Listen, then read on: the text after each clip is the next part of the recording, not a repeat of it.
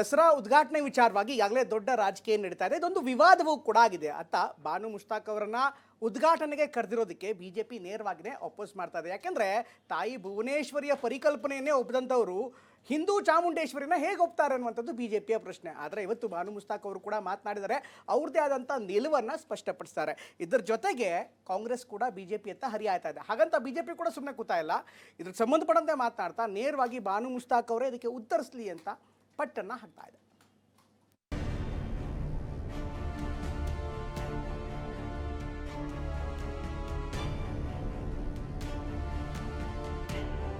ತಾಯಿ ಭುವನೇಶ್ವರಿಗೆ ಅಪಮಾನ ಮಾಡಿದಂತ ಬಾನು ಮುಸ್ತಾಕ್ ಅವರು ಚಾಮುಂಡಿ ಬೆಟ್ಟ ಹತ್ತಬಾರದು.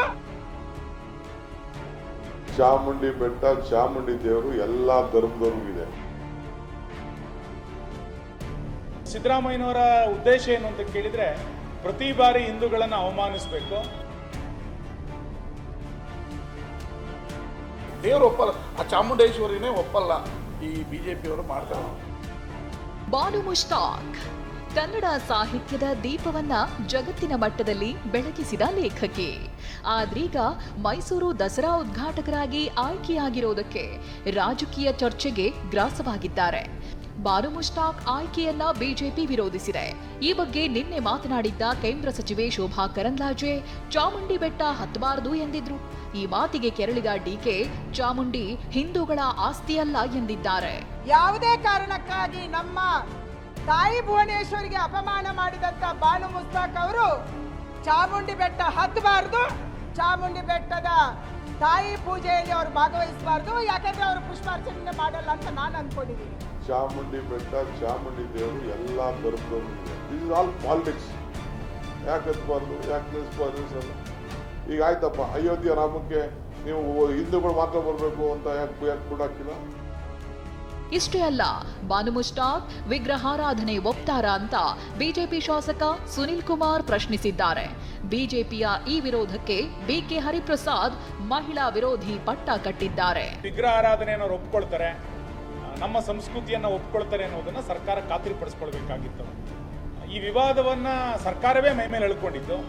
ಮತ್ತು ಸಿದ್ದರಾಮಯ್ಯನವರ ಉದ್ದೇಶ ಏನು ಅಂತ ಕೇಳಿದ್ರೆ, ಪ್ರತಿ ಬಾರಿ ಹಿಂದೂಗಳನ್ನ ಅವಮಾನಿಸಬೇಕು. ಇವರು ಅಪಸ್ವರ ಹೇಳಿದ್ರೆ ಇವರ ಮನಸ್ಥಿತಿ ಏನು ಅನ್ನೋದು ಗೊತ್ತಾಗುತ್ತೆ. ಮನಸ್ಥಿತಿ ಒಂದು ಮಹಿಳೆಯರ ಬಗ್ಗೆ ಇರ್ತಕ್ಕಂಥ ಮನಸ್ಥಿತಿ. RSS ಭಾರತೀಯ ಜನತಾ ಪಾರ್ಟಿ ಮಹಿಳೆಯರನ್ನು ಒಪ್ಪೋದೇ ಇಲ್ಲ. ಅವರು ಹಿಂದೂ ಕೋಡ್ ಬಿಲ್ ಬಿದ್ದಿದೆ ಅದಕ್ಕೆ. ಆನಂತರ ಅಲ್ಪಸಂಖ್ಯಾತರದ್ದು ಎರಡನೇ ವಿಚಾರ. ಇನ್ನು ಬಿಜೆಪಿ ಶಾಸಕ ಮಹೇಶ್ ತೆಂಗಿನಕಾಯಿ ಕೂಡ ಈ ಆಯ್ಕೆ ಒಪ್ಪೋದಿಲ್ಲ ಅಂದ್ರು. ಶಾಸಕ ರವಿ ಗಣಿಗ ಅವರೆಲ್ಲ ಟೈಮ್ ವೇಸ್ಟ್ ಗಿರಾಕಿ ಅಂತ ಹೇಳಿದ್ರು. ತುಷ್ಟೀಕರಣ ನೀತಿಯನ್ನ ಬಹಳ ಪರಮಾವಚ ಅವಧಿಗೆ ತೆಗೆದುಕೊಂಡು ಹೋಗ್ತಕ್ಕಂಥ ಕೆಲಸ ಕಾಂಗ್ರೆಸ್ ಸರ್ಕಾರದಿಂದ ಆಗ್ತಾ ಇದೆ.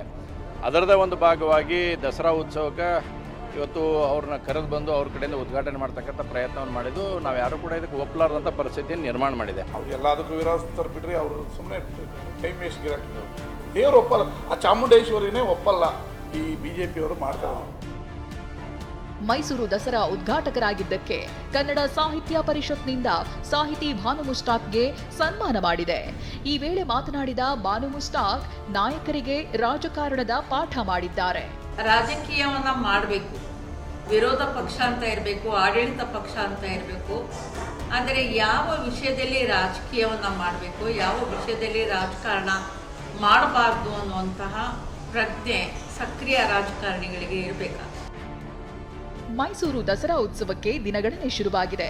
ಬಾನು ಮುಷ್ತಾಕ್ ಆಯ್ಕೆಯನ್ನೇ ಬಿಜೆಪಿ ರಾಜಕೀಯಕ್ಕೆ ಬಳಸಿಕೊಳ್ಳುತ್ತಿದೆ. ಮತ್ತೊಂದು ಕಡೆ ಕಾಂಗ್ರೆಸ್ ಆಯ್ಕೆಯನ್ನ ಸಮರ್ಥಿಸಿಕೊಳ್ಳುತ್ತಿದೆ. Bureau report, TV9.